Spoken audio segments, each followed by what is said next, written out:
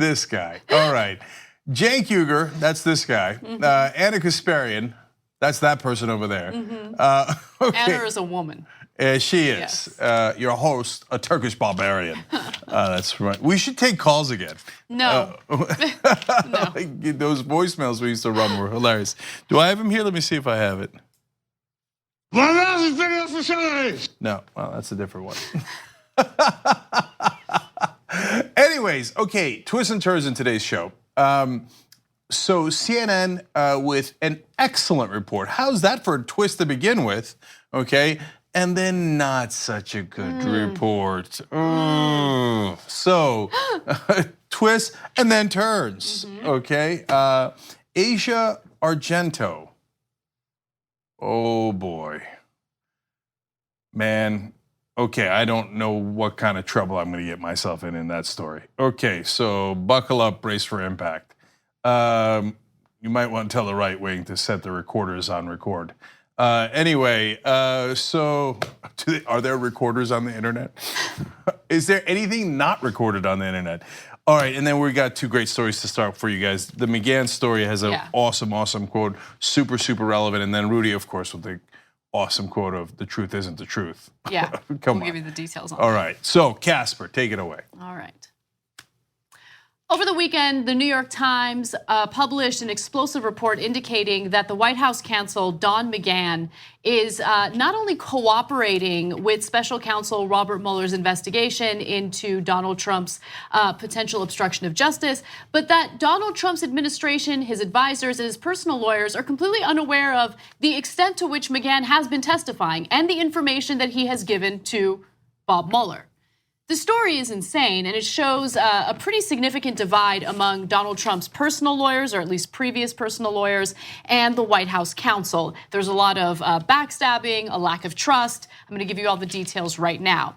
So in at least 3 voluntary interviews with investigators that totaled 30 hours over the past 9 months, McGahn described the president's fury toward the Russia investigation and the ways in which he urged McGahn to respond to it. He provided the investigators examining whether Trump obstructed justice, a clear view of the president's most intimate moments with his lawyer. Okay, so let me clarify a few things. Some might wonder, well, isn't there attorney-client privilege, or in the case of the president, executive privilege that would help protect the lawyer, the White House counsel, from cooperating with Bob Mueller? Yes. There is a protection called executive privilege. However, Donald Trump's personal lawyers, which included Ty Cobb and John Dowd, encouraged McGahn to cooperate with Mueller because their idea was, if he cooperates, if we cooperate with the special counsel's investigation,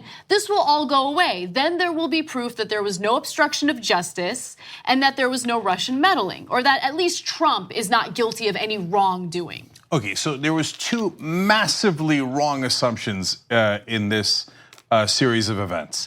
One was the reason Dowd and Cobb, Trump's former personal attorneys in this case, they've now left with their hair on fire. Anyway, decided to let McGahn testify is because they believed Donald Trump that he had nothing to hide. What a preposterous assumption. I mean, are you serious?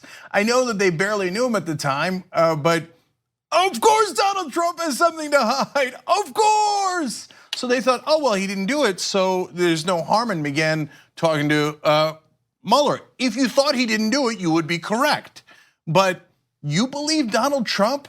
I mean, I guess they assume, no, the client opens up to their attorney, tells them the whole truth so they could help in fighting his case, right? No, Trump's not even gonna tell you guys. Of course he's not gonna tell you, right? So that was wrong assumption number 1. Wrong assumption number 2 might be even more important. So understand what Anna was saying is that McGahn is not Trump's lawyer. He is the White House's lawyer. It's a different role. So now, still, an executive privilege is debatable as to what it applies to and what it doesn't. Attorney-client privilege, in this case, probably would have applied, could have been debatable, but it doesn't matter because they waived both of them, right? Not only did they waive them, but in their infinite incompetence, They also didn't ask McGahn after he testified, because he testified actually to Mueller, talked to Mueller all the way back in November, long time ago, right? And he talked to him for 30 hours. That's a ton of time that he spent with Mueller, giving him all the details of what Trump did. Trump's lawyers didn't bother asking McGahn, hey, what did you tell the special counsel? Right, they were not. Unbelievable incompetence. They were not at all briefed, because they did not ask on the interactions that he had with Mueller. What did you tell Mueller? What did you not tell Mueller? Like, it's insane. And it wasn't until the New York Times published this piece that there was panic at the White House, where there was a lot of stress about, okay, there's a lot that we don't know, and they didn't really understand to the extent at which McGahn had cooperated with Mueller. So McGahn also laid out how Trump tried to ensure control of the investigation, giving investigators a mix of information both potentially damaging and favorable to the president. But again, the president doesn't know. The president's lawyers don't know. And what's interesting about this is that McGahn is the White House counsel. McGahn has his own lawyer. Right, so there are all these lawyers involved. There's all this disagreement in regard to the strategy that Trump should utilize in fighting back against the special counsel's investigation. It's a complete and utter disaster. So let me give you one little piece before you jump in, Cenk. So McGahn and his lawyer, remember he has a lawyer, William Burke, could not understand why Trump was so willing to allow McGahn to speak freely to the special counsel, and feared Trump was setting up McGahn to take the blame for any possible illegal acts of obstruction. This is a very important part of the puzzle, because McGahn's like, why would you want me to do this? And so he gets together with his own lawyer, and then they start to realize, wait, there's a possibility that Trump is gonna make McGahn take the fall for any wrongdoing. Trump has questioned McGahn's loyalty. In turn, Trump's behavior has so exacerbated McGahn that he has called the president King Kong behind his back to connote his volcanic anger.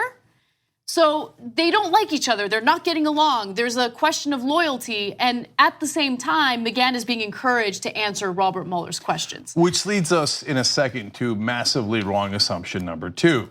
But I want to make clear that Anna is not using the word insane lightly. She said it twice so far. That's literally the word McGahn's lawyer used to describe the strategy of allowing McGahn to testify to Mueller. They thought it was, quote, insane. And so the fish rots from the head down.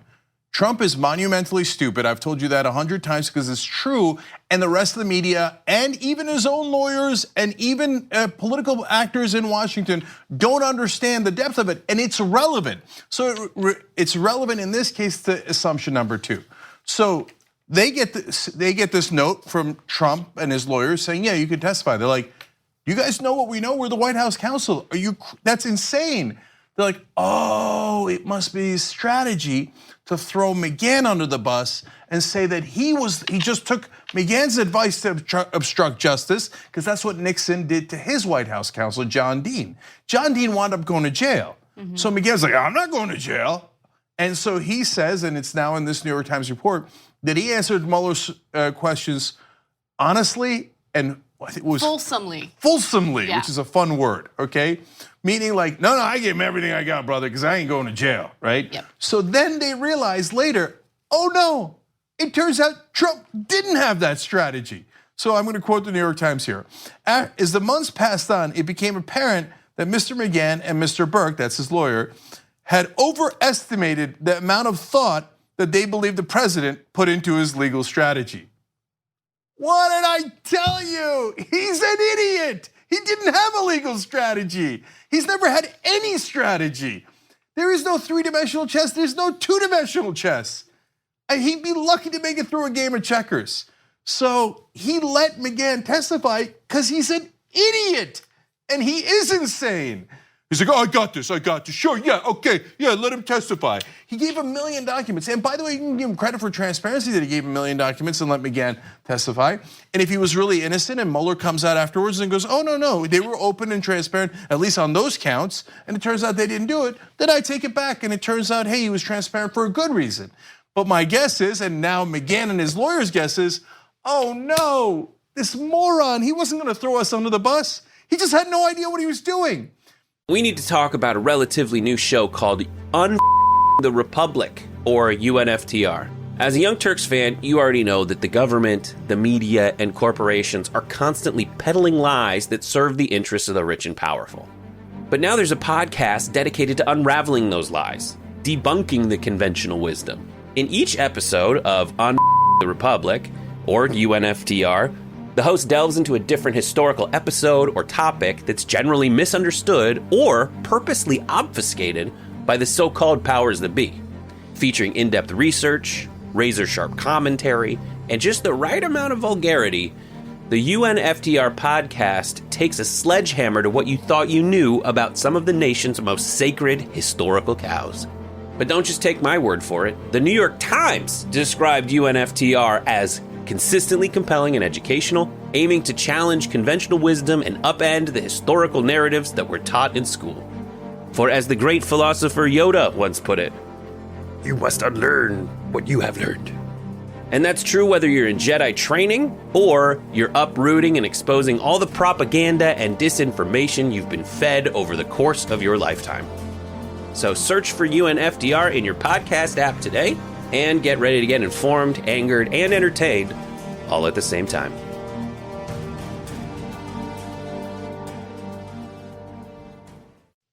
McGahn, now having spent more time with Trump, probably realizes, of course, what was I thinking? This is one of the dumbest guys in the country. He had no strategy at all. Right. Look, even if McGahn was incorrect in his assumptions about Trump and what his real agenda was, I think that McGahn still did the right thing in cooperating with Mueller, because Trump is a wild card, and we don't know whether or not Trump is.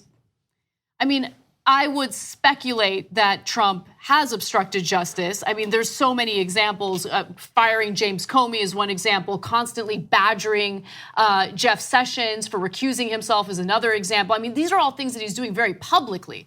But nonetheless, even if you're on the fence and you want to give Trump the benefit of the doubt and believe that he's not attempting to obstruct justice, I still think it's important for McGahn as the White House counsel to protect himself, because if Trump goes down, everyone around him is going to go down with him. Anyone who continues to protect him. And by the way, if you can recall, last year there was this huge story regarding Trump's personal lawyers, Ty Cobb and John Dowd. They were at a steakhouse in Washington where reporters like roam freely. Like, there's reporters everywhere, right? They're eating steak, they're listening in on conversations, and they were openly saying disparaging things about White House counsel Don McGahn, because they really believed in this strategy of transparency and cooperation with special counsel Mueller. And McGahn was like, this is a bad idea, what are you guys doing? So I bring that up because it shows you how incredibly incompetent some of the people involved in this story are. I mean, these are Trump's personal lawyers. You're right, they just take Trump's word for it. And who knows what Trump is really guilty of, right? But it's just fascinating how his own personal lawyers gave him that benefit of the doubt and constructed a strategy around that. Yeah, and that was a terrible mistake. So, by the way, in the story, it's revealed that Trump did not understand that McGahn is not his personal lawyer. He lacks understanding of very simple concepts. He is the White House counsel. He represents the office, not the person sitting in the office. Well, but that's me. I'm the person sitting in the office. He's my lawyer, isn't he? Oh God, you're so stupid. Okay, so that created an issue. Now, McGahn, they say, and he claims, well, I didn't testify that he broke any laws, but he has a very expansive definition of executive privilege and what Trump is allowed to do in the White House. So did he give them information that might indicate that there was obstruction of justice? Well, first of all, a huge part of this is that he's the one that told them that Trump ordered the firing of Mueller. It's just that the others in the office would not do it, including McGahn. Right. So the prosecutors did not know that until McGahn talked to them. That's enormous when it comes to building obstruction of justice case. And McGahn also has details on why he fired the people that he did, why he wants Sessions to quit, right? And if it turns out it is because he wants to make sure to block the investigation of himself, that's obstruction of justice. So then when you turn to the prosecutors, according to investigators that the New York Times spoke to, McGahn was, quote, a fruitful witness. Trump's in a lot of trouble, and he's too stupid to even realize it. No, he's he in a realizes panic. No. it. He's in a panic overall, no question. And when they got Cohen and all the information that comes with Cohen, it went to a 5-alarm fire, right? But he was too stupid to realize, hey, that White House counsel can actually testify against you. Don't let him go speak to Mueller. And he didn't know until this New York Times story came out about how much McGahn had talked to Mueller and revealed. And so that's why now, you're right, Anna, that they go to Bedminster, they do a panicked get together. Trump's again in a fury. He's just too small-minded to understand the consequences of his decisions and his actions. Once they finally land on top of his orange head, then he's like, oh my God, I didn't know, I'm so angry. And hence McGahn's nickname for him, King Kong. Yeah, I remember back in the day when we would cover some more local news, we would do stories about really dumb criminals, like people who would go to banks, rob the bank, and then forget a jacket at the bank with their ID in the pocket. And it makes me happy to know that criminals on all levels are stupid. No, that's why I've been saying from day one, he's gonna get caught and he's not gonna make it to 2020 because he's just flat out too stupid to execute anywhere near an efficient cover-up, right? And it doesn't take much. When you're the president, you have so much power and you have executive privilege, you have all these things that you could use. If the FBI was investigating you, you would be toast, right? But the president could actually use the law to shield himself, even if he did it. But my thesis was he's too stupid to do that. And I believe, and this is yet another example of it, that I was right. He's just too stupid to even do the simplest things to cover up his crimes. So here we go again. Tick, tick, tick, tick, tick, tick, tick, tick. Yeah. The only thing that I will say I'm a little concerned about is, it seems like Mueller's really boring in on obstruction of justice, etc. And I'm worried. I haven't seen the money laundering stuff. Yeah, I haven't seen stuff about money laundering in a long, long time. And it looks like they might have brought the money laundering lawyers to deal with Manafort, not Trump. So I'm starting to worry that Mueller is like too careful and did not go to why Trump is working with the Russians in the first place. Right, but you're forgetting about, the investigation into Michael Cohen. Right, because if anything, Michael Cohen would, and those documents that they managed to get in that raid of his place, I think those documents might have something in there that would put Trump in a bad situation regarding money. He's done money laundering. He couldn't get a loan here in the United States. He couldn't do it. He went bankrupt too many times. He got his loans from Russia. That was a big story during the election. So what did Russia just decide to give him these massive loans to be nice? I don't know. There's something shady going on. And yeah, so I hope they get to it with Cohen, but I'm not sure. Knowing why I say Mueller's too careful is knowing how careful he is. If he's run out of time to investigate the money laundering. So what does that even mean, though? He's investigating him. This whole thing about, you got to wrap up the investigation. Is there a time limit? Well, look, there is a couple of, yes, in the real world there is. Politically there is, right? And they're bringing a ton of pressure. And every day the mainstream media goes along with it.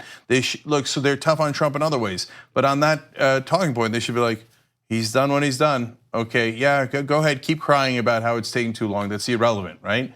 But no, the mainstream media goes, well, has he taken too long? People are now concerned he's taking too long, right? And they call it 50-50, and now pressure mounts. I see that more from partisan media, but mainstream media, if you're talking about cable news, CNN, MSNBC, no. They're very much in favor of this investigation. They support it. They won't stop talking about it. I don't see pressure mounting from them to wrap things up. Yeah, we're getting into a little bit of conjecture here, but look, and if things go on too long, he will fire him and say, hey, look, man, this witch hunt took so long, and I had to let him go. And part of the reason I say it, last thing on this, is that when Emma and Eric Beiler went and interviewed Trump supporters, having watched all that, and you can watch it at Rebel headquarters, my takeaway from that was the most common thing they said was, it's taking forever. No, he's got to end it. He's got to end it. So it gives Trump a justification for firing everyone investigating him. So that's a reality, and Mueller's got to deal with that. So I'm definitely worried that he didn't go into the money laundering and why he worked with the Russians at all. So that would be really disappointing, and then we'd have a murkier situation, which is what I'm worried about. All right, anyway, let's keep going. All right. Rudy Giuliani, Donald Trump's lawyer, was on Meet the Press with Chuck Todd, and he was explaining why Donald Trump so far has refused to answer questions by special counsel Robert Mueller. And during this exchange, Giuliani said something that later turned into a meme. Take a look. Look, I'm not going to be rushed into having him testify so that he gets trapped into perjury. And when you tell me that, he should testify because he's going to tell the truth and he shouldn't worry, well, that's so silly because it's somebody's version of the truth, not the truth. He didn't have a conversation. Truth is truth. I don't mean to go like... No, it isn't truth. Truth isn't truth. The President of the United States says, I didn't... Truth isn't truth. Mr. Mayor, do you realize what... No. This is going to become a bad meme. Don't do this to me. Don't do truth isn't truth to me. At TYT, we frequently talk about all the ways that big tech companies are taking control of our online lives, constantly monitoring us and storing and selling our data. But that doesn't mean we have to let them. It's possible to stay anonymous online and hide your data from the prying eyes of big tech. And one of the best ways is with ExpressVPN. ExpressVPN hides your IP address, making your activity more difficult to trace and sell to advertisers. ExpressVPN also encrypts 100% of your network data to protect you from eavesdroppers and cyber criminals. And it's also easy to install. A single mouse click protects all your devices. But listen, guys, this is important. ExpressVPN is rated #1 by CNET and Wired magazine. So take back control of your life online and secure your data with a top VPN solution available, ExpressVPN. And if you go to expressvpn.com/TYT, you can get 3 extra months for free with this exclusive link just for TYT fans. That's expressvpn.com/TYT. Check it out today. So, okay, the truth isn't the truth. That's the statement that everyone's talking about. But I want to read you what Giuliani said, because I don't know, maybe I'm reading it incorrectly, but okay, let me just read it. When you tell me that he should testify because he's going to tell the truth and he shouldn't worry, well, that's so silly because that's somebody's version of the truth. So are you saying that Trump is gonna lie when he testifies, and that's why you're concerned that he's gonna be caught in a perjury trap? Yeah. So let's break it down. You're absolutely right in your reading of it, and presumably Giuliani meant to say that someone else could lie about him, and they could accept his word instead of Trump's word, and then call what Trump is saying a lie, and hence the perjury trap. But he didn't say that. He said he was referring to what Trump was saying, that he might not give an accurate account. So it might be his 28th misstatement in a row, but his literal words are indicating that Trump wouldn't tell the truth. I mean, you are a lawyer in the most high-profile case in the country. There's no room for, oh, I misspoke, or that was just a small error. I actually meant to say this. Or how many times is he going to do this? No, and the fish rots from the head down. And so if I was being investigated by the FBI, would I hire Rudy Giuliani? Hell no. No way. The guy's a total buffoon. So I wouldn't hire him because I'd hire a competent attorney, a regular attorney, and one who has a specialty in this case and is careful like most attorneys. But Trump hires someone as reckless and stupid as he is. And Trump looks at Giuliani and thinks, nailed it, right? Yeah. Even if what he meant is that Trump isn't going to lie and someone else is going to lie, don't say the phrase, the truth isn't the truth. How unsavvy are you that you don't realize that people will immediately take that as, oh, these guys have no connection to the truth. They don't care about the truth. What a terrible thing to say as an attorney, right? And as someone representing the president, even if you meant it the right way, which it's not clear that you did mean it the right way. So I want to give you guys a little more context into this conversation so you can, he clarifies what he means a little bit in this next clip. So let's take a look at that. Donald Trump says, I didn't talk about Flynn with Comey. Comey says you did talk about it. So tell me what the truth is. Don McGahn might know. If you're such a genius, Don McGahn doesn't know. If that's the situation, okay. They have two pieces of evidence. Trump says, I didn't tell him, and the other guy says that he did say it. Which is the truth? We have a credibility gap between the two of them. You got to select one or the other. Now, who do you think Mueller's going to select? One of his best friends, Comey, or the president, who he has been carrying on a completely wild, crazy, is it possible? unorthodox investigation? Wild, crazy, unorthodox investigation. Okay, so look, the truth isn't the truth. Did turn into a meme. And so Rudy Giuliani felt the need to clarify what he meant on social media. I want to read you those tweets very quickly. He says, my statement was not meant as a pontification on moral theology, but one referring to the situation where two people make precisely contradictory statements, the classic he said, she said puzzle. Sometimes further inquiry can reveal the truth, other times it doesn't. So just to answer his question, you know, you have Comey saying one thing and Trump saying the other. Who do you believe? I would believe Comey because he doesn't have a history of constant deception as Trump does. So no. So I understand what Giuliani's saying. I think most people understand it, even though he misstated it and stated as if Trump would be lying. And he said this phrase that is, of course, going to get him in trouble, and he's incredibly stupid for saying. But overall, we all get it. He's saying that, hey, Trump's going to tell the truth, but the other guys are going to lie about him, and then the prosecutor will just believe Comey and the other guys, and then call what Trump is saying perjury, even though it isn't. That's the claim that Giuliani's trying to make. But that's not how it works. And you wouldn't actually just decide, hey, is one guy telling the truth or the other? Who do I like more? Or who do I believe more? No, you would look for other evidence. That's why Chuck Todd pointed out, well, McGahn would know. If McGahn was in the room and he's the White House counsel, and we found out over the weekend, he very honestly talked to Robert Mueller because the idiot Donald Trump let him and waived attorney-client privilege and executive privilege. Then if McGahn's in the room and he backs up Comey's version of events, as an example, in that case, he might not have been in the room, but McGahn was in the room for a lot of these things. So if Trump says X, and it turns out the other guys say Y, the other people in the room also say Y, well, then you have your answer. So the rest of the evidence will determine who's telling the truth. That's why Trump should not testify. If I was his lawyer, I would say, are you kidding me? We're gonna go nowhere near Mueller. We're never gonna be in the same state as Mueller because Trump isn't telling the truth, right? And he will get caught. He will definitely get caught because most of those cases, there were other people in the room and they don't wanna go to jail. So they will tell the truth of what happened, including potentially the White House counsel. The second reason why Trump might get caught is because he constantly contradicts himself. So you don't even need other witnesses. Trump will say, I fired Comey because of the Russia investigation on national television. Then he'll turn around and say, no, I didn't fire him because of that. I fired him because he was mean to Hillary Clinton. That's literally that's their going thesis now, that they fired Comey because they didn't like the way he treated Hillary Clinton. That was the original memo that Rosenstein wrote, and now they've come back to that.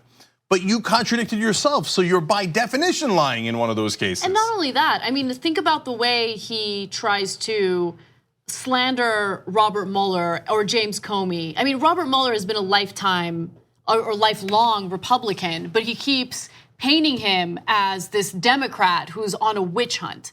I mean, he's lying about who Robert Mueller is. Look, Robert Mueller is not.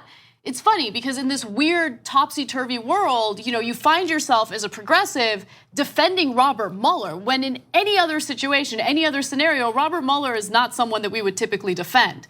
But he keeps going after him as if he's like this hardcore progressive who's trying to get Trump impeached, but that is not the case. So the fact that he's lying about that shows you what his character is. He lies time and time again. Look, I don't think Robert Mueller even needs to talk to Trump. Right? Trump incriminates himself on a regular basis on social media. He can't help himself. So collect that evidence, do your job, talk to the people that matter, and let's get to a conclusion. Yes, and finally, I think that what we're gonna be left with in remembrance of this administration once Trump is taken out of office for the nonstop pathological lies, I mean, perjury would be the bare minimum of his problems. We will remember things as truth isn't truth, Kellyanne Conway saying, we believe in alternative facts. And Donald Trump saying, what you're seeing and what you're reading is not what's happening. That is another direct quote. And by the way, let's all remember that he told Leslie Stahl, I keep attacking the press because when you guys write negative things about me, I don't want people to believe you. So Anna's right. He has incriminated himself 1,000 times publicly. It'd be great if we went to go talk to Mueller on the record because he would, it's plainly obvious who Donald Trump is. We all see it. By the way, even the MAGA guys know it. You think they don't know that he's lying nonstop? They know, they just don't care, right? You know that he went to, if he goes to talk to Mueller, he'll lie about it approximately 200 times, in a half an hour.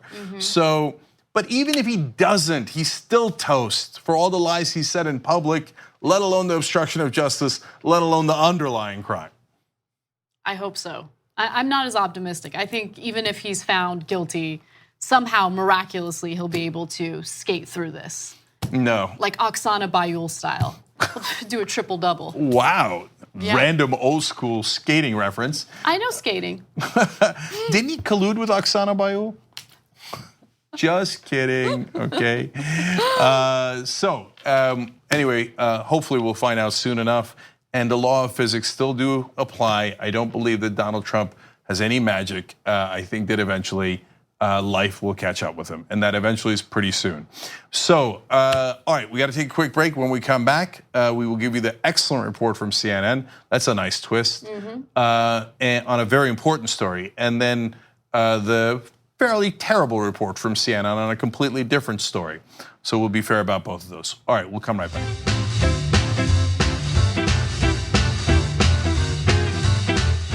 All right, back on the Young Turks. There's so many comments here. Gabby Marie 86 on Twitter says, I like how people are acting like Trump could be playing some grand 3D chess strategy. In reality, he's acting more like a drunk toddler who doesn't get why the square doesn't fit into the triangle slot of his object permanence puzzle. That's so funny. By the way, just real quick thing that I wanted to get to, but we didn't have time. So in regard to that New York Times article about White House counsel McGahn testifying for Mueller, like yada yada, Trump went on a Twitter storm about that, of course. But my favorite tweet was where he claimed that the New York Times has apologized for that piece. No, they didn't. Well, New York Times responded by saying, we stand by our reporting. No one's apologizing. Get out of here. Which maniac doesn't realize he's a pathological liar? He's crazy. I mean, look, they think that the press is hard on him. They're not hard enough. No, they should call him what he is, a narcissist, pathological liar. That's not an opinion. Like at this point, it's super obvious. Anyway, Minute Zach says Bill Maher consistently calls the Trump administration actions a slow-moving coup, but these days this also remembers slow-moving The Departed climax, where they all turn on each other in the most incompetent way possible. Thank God I didn't read that tweet earlier because I was rewatching The Departed and I was talking about it on Old School and I think the post game, and I finally got to the ending and I hadn't remembered any of it. And I was like, oh my God, this is so cool. My memory sucks enough that I could just rewatch old movies and it's like new to me. Anyway, get all those fun old school and post games by becoming a member, tyt.com/join to become a member. I got more on that in a second. But one more tweet for you guys. Rito Riku writes in, Trump would look awfully good in an orange jumpsuit, or would it clash? That's more thought than has gone into his legal defense. Maybe he just doesn't have one because he's guilty of everything and more. I don't think Trump believes that there's any such thing as too much orange, right? Indeed. Player 2 writes in on YouTube Super Chat, referring to Old School. He says, Old School, I've also thrown out my old underwear and socks a few weeks before you talked about it. In fact, over the weekend, we did one more sock and shoes funeral with the kids. Okay, now they're having a total blast. Like they're looking to throw away their stuff so we can have a funeral. Anyway, I know you're confused by it if you didn't watch it, but become a member. You'll love all the shows, including Old School, where we talked about that. tyt.com/join. All right, Stabby666 says on YouTube Super Chat, are TYT ever going to address Jimmy Dore still defending Russia and blaming Clinton and Obama for everything after 2 years? Look, we have difference of opinion. It's okay. Massive differences in opinion. That's okay. Let me just be clear about that. That's okay. Look, Jimmy and Steve yelled at each other in aggressive progressive, and they're both aggressive progressives, right? And I don't think there's anything wrong with that. It's okay. We got a whole range here. Check out all the shows, see what you like, and go for it. I just hope that you guys understand that TYT is not one person, and that we have varying views, different views, and but look, I'm not going to bother talking to people who can't understand simple concepts like that. Okay, so what do you want me to like? People are obsessed with that. Like, hey, it's like somehow criminal for me and Jimmy to disagree, or if Jimmy's part of the network, that must mean that I support everything he says 100%, and he supports everything I say 100%. Or maybe we just disagree on some issues and agree on a lot of other issues. Voila, problem solved. It wasn't that complicated. Okay, anyway, let's go forward. All right. In a rare piece of excellent reporting, CNN looked into the weapons used by the Saudi-led coalition in Yemen, which have killed countless civilians, and this is all part of a civil war, an ongoing civil war that began in 2015 in Yemen. It was a rebellion by Houthi rebels, and the Saudi-backed coalition, which supports the Yemeni government, has been aggressively going after these rebels, and unfortunately, many civilians have died as a result of that. Now, the story that we recently talked about had to do with the bombing of a school bus, which carried dozens of children. The bomb used by the Saudi-led coalition in that devastating attack on a school bus in Yemen was sold as part of a US State Department sanctioned arms deal with Saudi Arabia. Now, I mention that because in the update to this story, CNN did a great job in finding which weapons were used, where the weapons came from, and of course, they come from the US government. These are weapons that we've sold to Saudi Arabia. Now, the weapon that left dozens of children dead on August 9th was a 500-pound laser-guided Mk-82 bomb made by Lockheed Martin, one of the top US defense contractors. And just to be clear regarding the casualties of that bombing, of the 51 people who died in the airstrike, 40 of them were children. Now, I want to just quickly show you a video of what that bombing was like and how devastating it was for the people who were victimized by it, who were in the area. The video I'm about to show you is graphic, so I want to give you warning. But with that said, let's take a look. On August 9th, Zaid's son Osama filmed his class on their long-awaited school trip, a reward for graduating summer school. Within hours, and it had all gone horribly wrong. A plane from the US-backed Saudi-led coalition struck a bus carrying them. Dozens died. Some of the bodies were so mutilated, identification became impossible.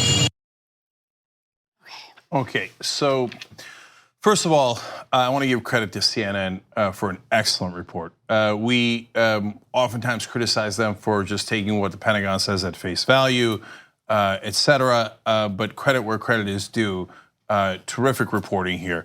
And we'll have the link to the full CNN segment in the description box below if you're watching this later on YouTube or Facebook. The numbers that Anna gave you in the CNN is quoting is the bare minimum. Others are stating higher numbers, but at a very minimum, 40 kids were killed. And unfortunately, a lot of the kids that you saw in that school bus video are dead. And they happened to take that video before the bomb hit, obviously. And then you saw some of the kids that were injured. And that last kid in the hospital, they were all incredibly hard to look at. So why are we subjecting you guys to that in CNN, et cetera? Because you have to know the consequences of our actions. Mm-hmm. So when we sell weapons to Saudi Arabia and they use it to bomb school children, well, that's partly on us. Even if you don't think so, they certainly think so. And so when Joe Scarborough, the next time he tells you they hate us because they hate us, remember that video. No, they hate us because of that bomb was made in the USA that killed their kids. Right, and I also want to mention that it's not just that we sell these weapons to Saudi Arabia, but we also supply Saudi Arabia with fuel necessary to carry out some of these attacks. And more importantly, we're helping them with intelligence. So we're very much helping Saudi Arabia fight this war. And it does have consequences. I mean, one of the consequences is civilians die, and that leads to hostility toward the United States. I mean, the hostility to the United States is bad, but let's just keep in mind, the worst part about all of this is that children, innocent people, innocent civilians who are caught up in this civil war are losing their lives, and we're playing a role in that. Now, I wanna give you some more information about these weapons and what Trump did versus what Obama did in Yemen. So the bomb that was used in this particular attack is very similar to the one in an attack on a funeral hall in Yemen in October of 2016, in which 155 people were killed and hundreds more were wounded. So in March of that year, a strike on a Yemeni market, this time reportedly by a US supplied precision guided MK-84 bomb, killed 97 people. So this is happening in 2016, and the Obama administration realizes, okay, this is not good. There are human rights issues here. In the aftermath, Obama banned the sale of precision-guided military technology to Saudi Arabia over human rights concerns. But guess what happens when Trump comes into office? He decides to essentially get rid of that ban. The ban was overturned by the Trump administration's then Secretary of State, Rex Tillerson. So I want to give you James Mattis's quote. He's the Secretary of Defense on whether we're helping them target. He said, I will tell you that we do help them plan what we call kind of targeting. He said, we do not do dynamic targeting for them. So the distinction he's trying to draw is, we didn't tell them to bomb that bus filled with school kids, but we helped them with intelligence overall, so they know the general areas to bomb, where the rebels are moving, et cetera, right? So you do with that whatever you please. So number one, you should always question the Pentagon and the government, and so I don't even know if that's true, but even if you believe that it is true, I don't know that that makes it that much better. Right. And we're giving them a lot of technical capabilities, like the refueling of their jets, that they couldn't do without us. And the bombs, they wouldn't have without us. So could they have done that bombing without our help? The answer is very literally no. So it's possible that they could have gone to China and Russia. Maybe they might not have the capabilities that we have in executing these type of missions, such as they are. So I want to go back to the CNN report here, because they show you the bomb and how we know definitively that it was a US-made bomb. So let's watch that part. This video of shrapnel was filmed in the aftermath of the attack and sent to CNN by contact in Sada. A cameraman working for CNN subsequently filmed these images. Munitions experts tell CNN this was a US-made Mark MK-82 bomb, weighing in at half a ton. The first 5 digits there are the cage number, the commercial and government entity number. This number here denotes Lockheed Martin, one of the top US defense contractors. We're at the forefront of the science that makes them real. This particular MK-82 is a paveway, a laser-guided precision bomb. Its targeting accuracy a particular point of pride for Lockheed Martin. So one more time, credit to CNN, not just because they're covering this topic matter, which is really, really important, but they bothered to send a reporter to the ground to confirm that it was an American-made Lockheed Martin bomb. So now they went a little bit further and gave you a map of all the different places where American bombs have landed. It's not a pretty picture. Let's take a look at that as well. The devastation inflicted by the MK-82 is all too familiar in Yemen. In March 2016, a strike on a market using the similarly laser-guided 2,000-pound MK-84 killed 97 people. In October 2016, another strike on a funeral hall killed 155 people and wounded hundreds more. Then the bus attack on August 9th, where they're still counting the dead. As Anna pointed out, one of those terrible attacks is what caused the Obama administration to pause our military and technical help to Saudi Arabia in specific areas. Now, Trump comes in and goes, no, just bomb them to pieces. Who cares? I don't care about the human rights concerns. I am lifting that block, which we put into place because we thought you were bombing the wrong people, and doing it basically without care. And then he sold them $110 billion of extra weaponry. And no one is innocent here. With our Democratic and Republican administrations have been supporting Saudi Arabia and their human rights abuses for decade after decade after decade. This war in particular that's been going on for 3 years is literally the worst humanitarian crisis in the world. According to the United Nations, they have 22 million people in Yemen. 3/4 of the population is in desperate need of aid and protection as we continue to sell weapons to Saudi Arabia that devastates the country of Yemen. So yes, he made it worse. And hence, Saudi Arabia, understandably, took that as a green light to continue to these bombings. So finally, when asked about this bombing in particular, the Saudi military and their coalition said that this was, quote, a legitimate military action. You saw the kids. And then they were even more specific.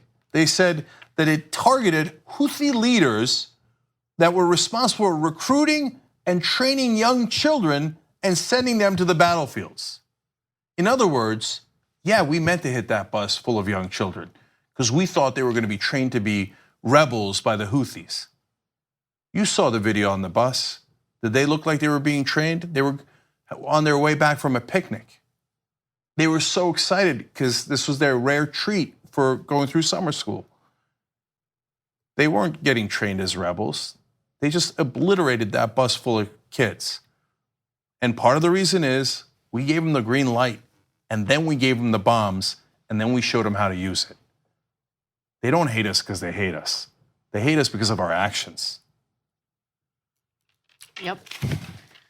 All right, let's go from one great CNN report to one terrible CNN report. Recently, CNN's Jake Tapper decided to fact check Bernie Sanders and Alexandria Ocasio-Cortez and their proposal for a Medicare-for-all system. Now, as we had previously reported, there was a libertarian institute funded by the Koch brothers that came out with a report indicating that Medicare for all, even though they tried to frame it as if it would cost us a lot of money, it would actually save us $2 trillion over the next decade. Now, Bernie Sanders loved that report, loved that study. He used it to highlight the fact that a Medicare for all system would save US taxpayers, meaning Americans, $2 trillion over the next 10 years, which, by the way, is an underestimate. But Jake Tapper tried to fact check it and screwed up terribly. Let's take a look. This week, we're going to take a look at a claim made by two self-identified Democratic socialists, Vermont Independent Senator Bernie Sanders and New York congressional candidate Alexandria Ocasio-Cortez. They say that a study funded by the billionaire Koch brothers, who are generally, I think it's fair to say, libertarians and conservatives, that the Medicare for All proposal would actually save the government money. Let me thank the Koch brothers, of all people, for sponsoring a study that shows that Medicare for all would save the American people $2 trillion over a 10-year period. It shows that Medicare for all is actually much cheaper than the current system that we pay right now. Is that true? Did a study funded by the Koch brothers indicate that Medicare for all would actually save the US government trillions of dollars? No, it's not true, at least not according to the author of the study. Okay, no. There's a lot. But the first thing that I want to get to is a very obvious mistake here. And I don't know if it was an intentional misleading statement, but Bernie Sanders and Alexandria Ocasio-Cortez on multiple occasions mentioned that a Medicare for all system would save Americans $2 trillion. But Jake Tapper said that Bernie Sanders claims that it's going to save the US government $2 trillion. So which one is it? What has Bernie said incessantly? Who's right, who's wrong? I don't know. Let's take a look. Sponsoring a study that shows that Medicare for all would save the American people $2 trillion. Yeah. He didn't say the government, he said the American people. Yeah. But that's actually the smallest part of this story. Yeah. So I saw that Jake Tapper story, so-called fact check, and I fact checked his fact check and was all over him on Twitter. But And then a lot of you guys were, and then a lot of other people were, and then now they're beginning to backpedal. So let me give you just a little bit of context. Look, we did a story just earlier in this show giving CNN a ton of credit for their report on Yemen. In the past, when people ask me who's some of the best anchors on mainstream media, I often say Jake Tapper. And I've credited Chris Cuomo and Alison Camerota, et cetera. So we're not like the right wing where we're just, blanket, they're all terrible, et cetera, right? But this one was terrible. And I can guess as to why they're doing it wrong, but I'll tell you the two parts they got the most wrong in a second. My guess is that, hey, we say Trump's wrong all the time, which he is, so we have to balance it out. So let's just find something, anything we could pin on Bernie Sanders, Alexandria Ocasio-Cortez, and the left wing, and then we go, hey, you see that, we're even. Let's call them liars. They can't wait. They can't wait to call them lies, okay? So now, if you ask Jake, he'll be like, no way, you're crazy, no way, right? But every time Bernie Sanders during the 2016 election and on, right, talks about anything, is it practical? Is it true? It's that dismissive attitude. What Jake Tapper and a lot of those hosts don't realize is they do have a bias. They don't realize it, it's not a conspiracy. They didn't get together in a room and decide it. They have groupthink in Washington. And the groupthink is the establishment and the status quo are correct. Whatever is in that, what they perceive to be the center is correct. That is why they will often attack the right and the left. Constantly attack right, attack left, attack right, left. Hey, guess what? Your bias is what you call the center and what the rest of us call the establishment. So look, in this specific case though, there was no attempt at hitting the center of the issue.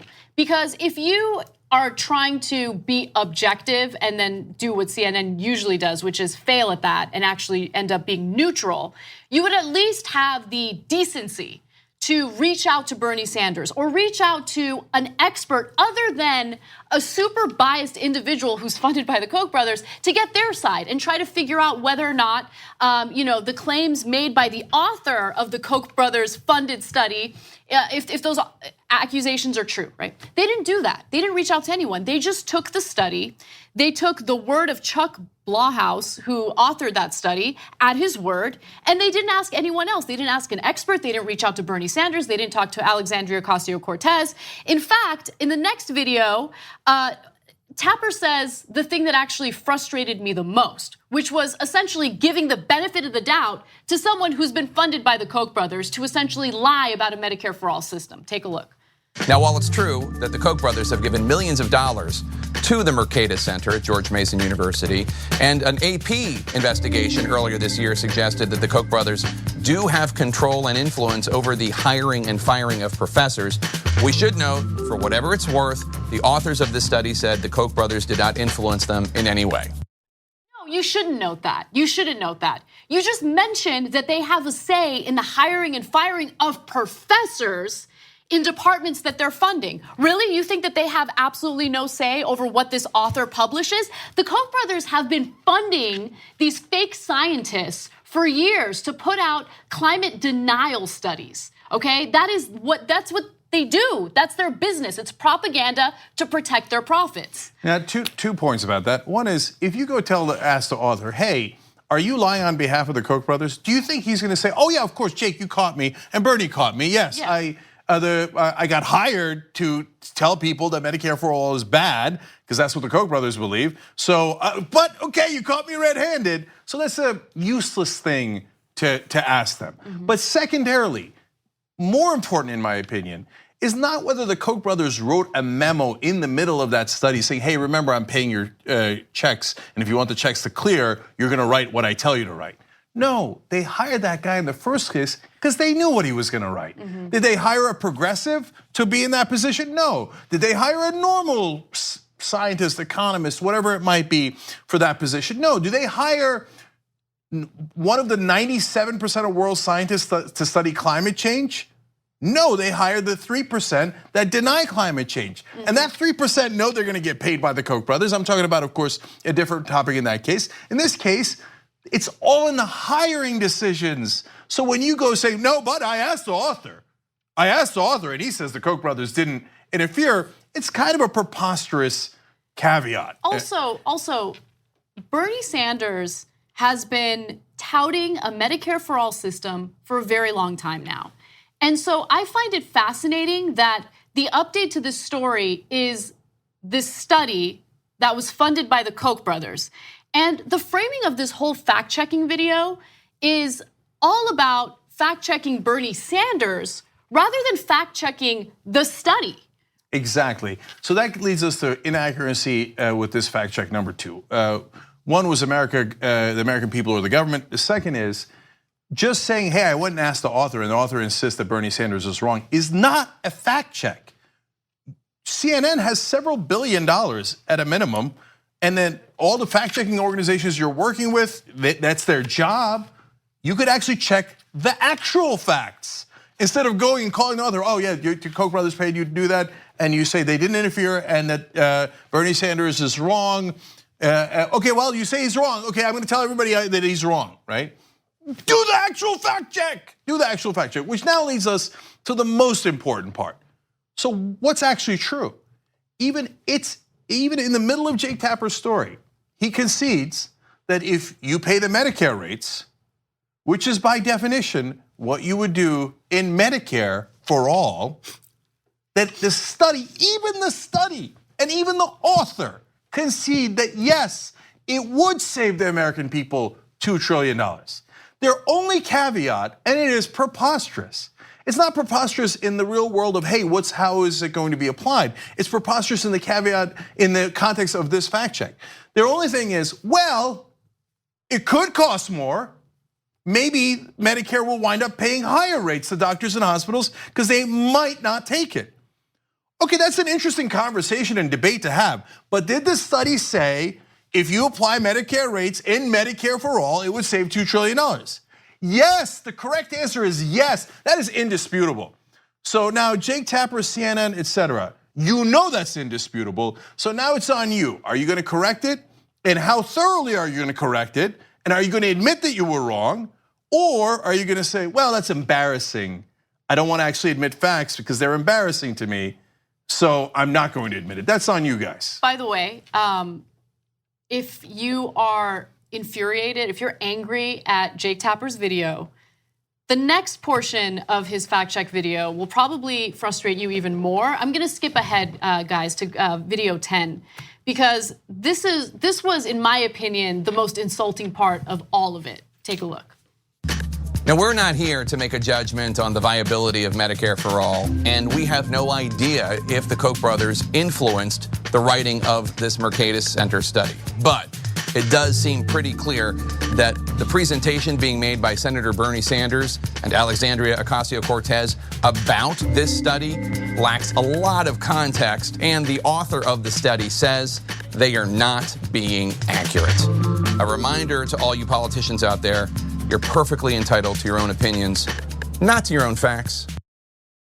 I can't. I mean, that was ridiculous. So look, I commend Bernie Sanders for actually responding to this, and he did it in a multi-tweet series. But I want to get to the heart of it. So I'll give you some of these tweets. So he said the following: I thank Jake Tapper for, let's go to graphic 44. I thank Jake Tapper for admitting his fact check on Medicare-for-all was not factual and editing his video. So later, Jake Tapper actually apologized because there was enough criticism and enough backlash that Jake Tapper finally realized, okay, we got it wrong, and so he made that correction. Let me give you more of that tweet though. Sadly, Tapper's video on Medicare-for-all, along with other fact checks, is riddled with errors peddled by Koch-funded Mercatus Center. Let's go through them. Okay, great. So Tapper says the study's author says that $2 trillion drop is not actually his conclusion. He says that's based on assumptions by Senator Sanders. Wrong. Provider payment rates in our plan are not assumptions, they are written into the bill. So my question is, did Tapper and his producers actually look at the bill? The wording of the bill, how we would pay for the bill, how the bill would work? I mean, that would be an incredibly important part of the fact-checking process, Because then you would fact check the study and realize that there are misconceptions based on what the study put out there. And even so, the study finds that Americans would save $2 trillion in healthcare. Look, Bernie Sanders is more gracious than I am because he's accepting the apology or whatever. I think that it needs to be far more thorough than that, and you could disagree with that, and that's fine. But that condescending thing at the end about you're entitled to your own opinions, but not your facts, when you didn't bother checking the facts, is unbearable.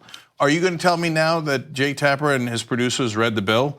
They didn't even know that, hey, you're applying the Medicare rates. So, look, mistakes happen. I'm not trying to say that that's it. You should never trust Jake Tapper or CNN again, etc.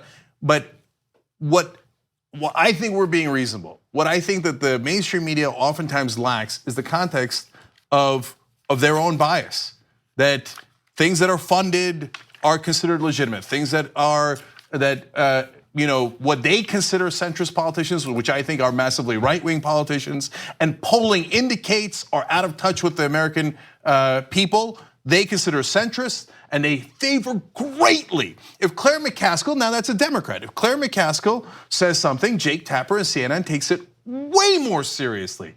If Bernie Sanders says something, like Alexandria Ocasio-Cortez says, oh, let's go, let's have fun here, okay? How many of those anchors voted for Bernie Sanders? Almost none of them. And by the way, how many of them voted for Trump? Probably almost none of them. Almost all the anchors on television, I'm guessing, this is not a fact check, okay? I'm guessing voted for Hillary Clinton.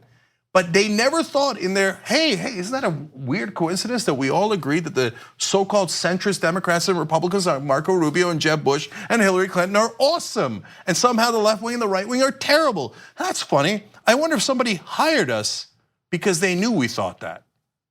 Oh, that's interesting.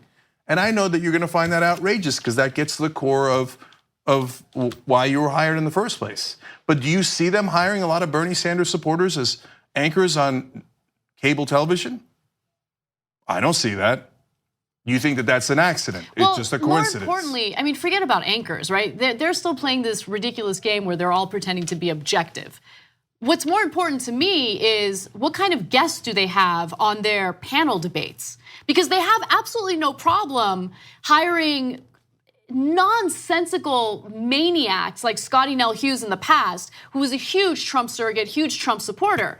But what was the left-wing version of that? Was there a progressive there? There wasn't a single progressive there. Not a single progressive. And it continued. It's a pattern that you continue to see in cable news. One last thing, okay, on cable news.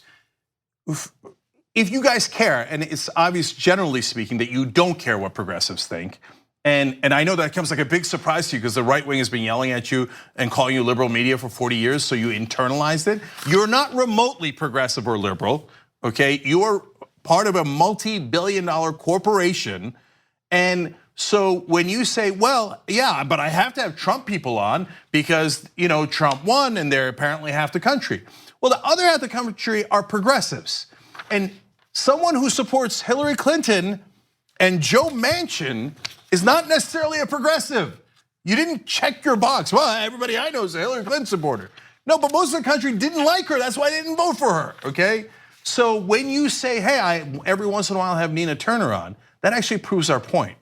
You could point to one person that comes on some of the time as the one progressive you have on. If you want to count Van Jones, we're up to 2, okay? And everyone else is either a Trump or a Hillary Clinton supporter. Does that sound balanced to you? First of all, you don't care about that balance because you just dismiss progressives as not relevant, and you don't even know it. I don't think any of this is done out of malice. Some people might disagree, but I really don't think it is. It's just your assumptions. The assumption is the establishment is right and the right wing is to be respected and progressives are to be dismissed. And this was a perfect example of that. And as usual, based on no actual facts. We got to take a break. When we come back, one of the most outspoken women in the Me Too movement has been accused of settling out of court with someone who had accused her of sexual assault. That's a hugely controversial story. Yeah. All right, anyway, come back and we'll tell you what our thoughts on it are.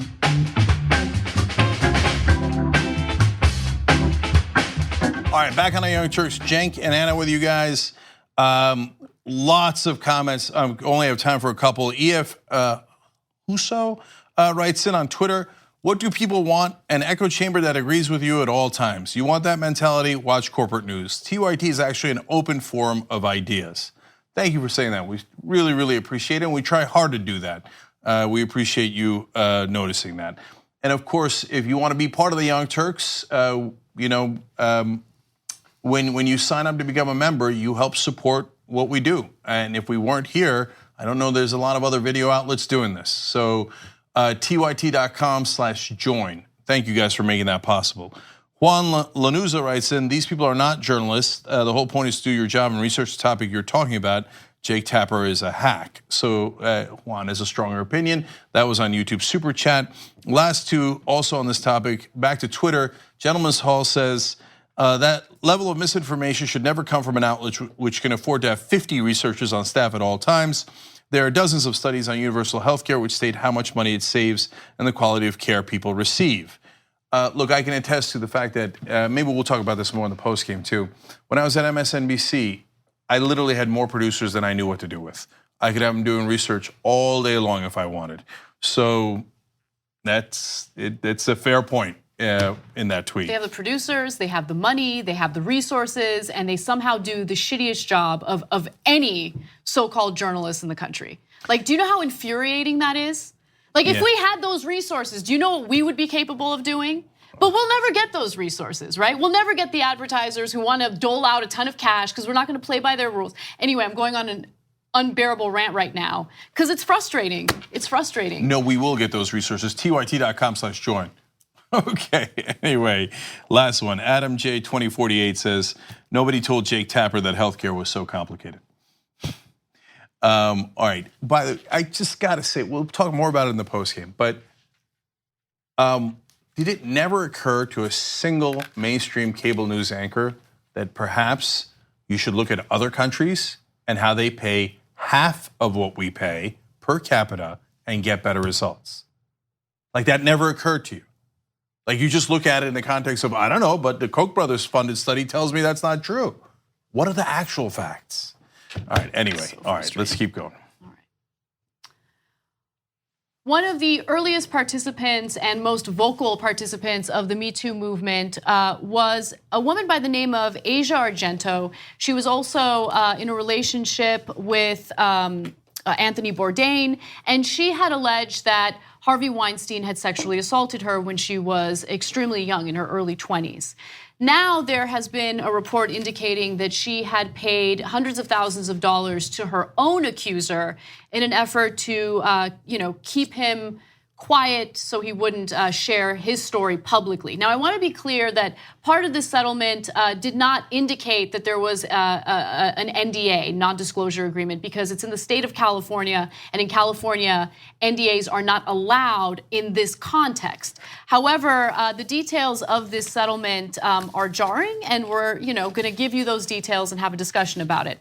So according to the report, Argento quietly arranged to pay $380,000 to her own accuser, to an actor by the name of Jimmy Bennett. He's a young actor and a rock musician who said she had sexually assaulted him in a California hotel room when he was 17. She was 37 years old at the time. The age of consent in California where this occurred is 18, so he was underage. So the documents, which were sent to the New York Times anonymously through an encrypted email, include a selfie dated March 9th, 2013, of the two lying in bed together. As part of the agreement, Mr. Bennett gave the photograph and its copyright to Argento. So this has not been published, but there are other photos that have been published as part of this piece. To give you some more details in this, Bennett was 7 when he was cast in a movie in 2004 that Argento was the director for. She also starred in it and she helped write it. So she has a long history with him. She's known him since he was a child. And some of the information regarding this settlement, including a note that Argento's lawyer had written to Argento, make me, I don't know, there are certain things that raise red flags for me personally in this story. But with that said, anyway, let me give you the note that the lawyer gave to Argento. We hope nothing like this ever happens to you again. Remember, the lawyer is writing this to Argento. You are a powerful and inspiring creator, and it is a miserable condition of life that you live among individuals who've preyed on both your strengths and your weaknesses. Again, that's Carrie Goldberg, the lawyer for Argento. So this was a note that she wrote to her, knowing that or thinking that it was going to be private. This was in the middle of this huge $380,000 settlement. After this entire case was done. Anyway, go ahead, Cenk. Look. I think that there are two sides to the story, and I don't think it's clear cut as it's being portrayed. On the one hand, was what happened at a bare minimum creepy? Yes. Okay. And also, by the way, he's not old enough to consent. He's 17. Yeah. So that's a huge issue, and nobody's disputing that. In that movie from back in 2004, he played her son when he was a kid, right? Now that's not when this happened. This, what he calls a sexual, or apparently what he alleged was a sexual battery, happened much later. In 2013. In 2013, at that point, as Anna explained, he's 17, she's 37. But on Instagram, on that day, she had written, waiting for my long lost son, my love, Jimmy Bennett, in trepidation, Marina Del Rey smoking cigarettes like there was no next week. He writes back, I'm almost there. This is all in public, okay? So she refers to him as her son. In that case, they then sleep together that day. And then she writes afterwards, happiest day of my life, reunion with Jimmy Bennett. He writes positive things later on as well, but that actually does happen oftentimes with people who have gone through something traumatic and they don't know, and they're trying to justify it. So that doesn't mean that it didn't happen the way that he is saying it, okay? So those are all the things that are clearly against Argento in this case, okay? So it's weird, it's creepy, she's known him for a long time, and he's not at the age of consent, so super clear, okay? The things that give us pause, or give me pause, is, Bennett had made a lot of money in the past as a child actor. He'd made made more than $2.7 million over 5 years before that meeting. But then he had to sue his mom and stepfather because apparently they'd taken a lot of his money, and then that suit eventually got resolved. He's saying he's not getting a lot of work now, and he thinks it's because he was so traumatized by the incident. He also claimed that because of what his mother and stepfather had done, he was completely broke. Yeah. So he needs money. Now, look, it doesn't mean he's not telling the truth. Maybe he needs money, but he still could be telling the truth about everything that happened here. And in fact, Argento's not really denying any of this yet. She hasn't given a comment to the New York Times as they did the story, et cetera, right? Now, here's the part that is troubling that nobody else will talk about, right? Or that gives me pause. So you're supposed to end the story right here, and you're supposed to say, men and women should be treated the same exact way, no matter what, et cetera, right? Okay, but, and everybody is different, and we'll give you all the nuance. If you asked 100 17-year-olds, when they're 17 or later, when they're 37, would you have wanted to have this happen to you? You're specifically talking about males. I'm talking about males, okay? And look, we didn't tell you what happened, but so I'll read that to you. She kissed him, pushed him back on the bed, I'm quoting the New York Times here, removed his pants and performed oral sex. She climbed on top of him and the two had intercourse. And then she asked him to take a number of photos, and some of which are now in the record, okay? I'm guessing, my guess is 85% of males would say that would be a great thing, not a bad thing, okay? Now that doesn't make it right, I'm guessing as to what the number is, and you can guess as to what the number is. So when people equate that to, okay, what happened to her, where Harvey Weinstein raped her when she was 21. If you asked 100 women if they would think that that was a good thing, my guess is you would get an answer of 0. 0, right? So I'm asking you guys, are we supposed to take that into consideration as a society? It's not an easy answer, because you want to say, no, the law should apply to men and women equally, right? Yes, and I agree with that. Okay. That take. On the other hand, we all, relatively speaking, acknowledge that most 17-year-old males in that position would be thrilled. Maybe I'm wrong. Maybe I'm totally wrong. And no, they would be horrible. Like, oh, you're going to give me oral sex and you're beautiful and you're going to have sex with me. I don't want it. I don't want it under any circumstance. Maybe. And by the way, and everybody's different. Me, I'll be honest with you. I would have not liked it, loved it, okay? And sometimes people will say, oh, no, you think you would have liked it, but you would have been traumatized. No, I know myself. I would have loved it, okay? Now, that doesn't mean everybody's like me. People can be traumatized. Everybody's different. Right. They might go through that. He says he was devastated on the road back. And maybe he was. So, and the law might not be able to take that into account, right? I'm just giving you the full context because I know that no one else is allowed to say these things and that there are people at home who are going, you got $380,000 on top for that. I'm just acknowledging that. So I disagree with a justice system, a two-tier justice system based on socioeconomic status, based on race, based on anything, right? The justice system should be fair and should be applied equally. And I think that that's certainly the case when it comes to statutory rape, when it comes to sexual assault, regardless of the genders involved, regardless of the people involved. If he's underage, she broke a law.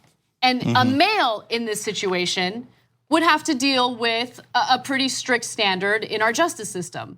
But we can't have a different standard if the perpetrator or alleged perpetrator is a woman, because some men would be comfortable or would love that situation, right? Because you can't speak for all men. No, I can't. And even if you could speak for all men, which you just admitted you can't, you cannot have a double standard in the justice system based on gender.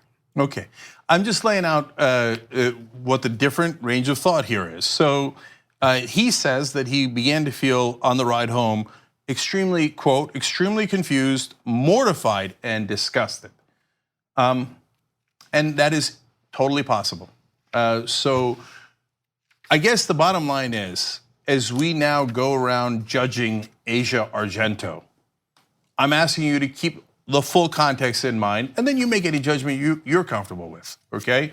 And maybe you think like, yeah, of course, my God, that 17-year-old boy, after receiving this sex from this attractive 37-year-old woman, was obviously disgusted. Then you have your opinion and you have your conclusion, no question. And others might have different conclusions. And I'm gonna say one last thing that again will probably get me in trouble, which is male's anatomy is different than a female's anatomy. If you were, I don't know, can you enjoy that act at the moment and then later decide you were disgusted? I know certain things have to work, and people can say that's not fair, and maybe it's not fair, I don't know. But we do know that he did participate in that act. And for a man, you do have to participate. So I don't know. These are hard questions. So if you think they're easy and you want to judge me as well, bless your heart, go forward and do that. But I don't think they're easy, and I think there's a lot of guys in the country right now going, really? She had to pay $380,000, and now I'm supposed to hate her for giving that guy sex and pay $380,000, and I'm supposed to judge her, and now we're having a conversation about her in the same sentence as Harvey Weinstein. I don't think they belong in the same sentence at all. One other thing that I wanted to just quickly bring up is that oftentimes the perpetrators of sexual assault happen to be victims of sexual assault. Like they have sexual assault in their past. And we know, based on what she said about Harvey Weinstein, that she was essentially abused by him, right? And so people are now asking, oh, well, can we consider her a valid member of this Me Too movement when she has this dark, element in her past with this 17-year-old actor? And the answer is yes, because again, oftentimes people who perpetrate these crimes are people who were victimized by them in the past. So yeah, those are two separate questions. Yeah. Is she part of the Me Too movement? Well, yes, she got raped by Weinstein, she says, at the age of 21. If that's true, she's clearly part of the movement. In terms of what she did, well, you could say, hey, it's super fair to say there needs to be consequences for that action. And by the way, there were. It was $380,000 that she paid. I don't know what the statute of limitations here, and if you want to talk about legal consequences, that's a legitimate conversation to have as well. But to say that her previous trauma and what she lived through is now vitiated, like in hindsight, we're gonna take it away from her because she doesn't deserve to be in this category, well, that's a weird conclusion that I don't agree with. Yeah. We got to take one more break, actually 2 more breaks, but let's take this break. And when we come back, we're going to tell you about a Houston doctor convicted of rape, and he's getting no jail time. We'll tell you. That is maddening. There's one line in that will absolutely infuriated me. My guess is it will do likewise to you. Thanks for listening to the full episode of The Young Turks. Support our work, listen ad-free, access members-only bonus content, and more by subscribing to Apple Podcasts at apple.co/TYT. I'm your host, Cenk Uygur, and I'll see you soon.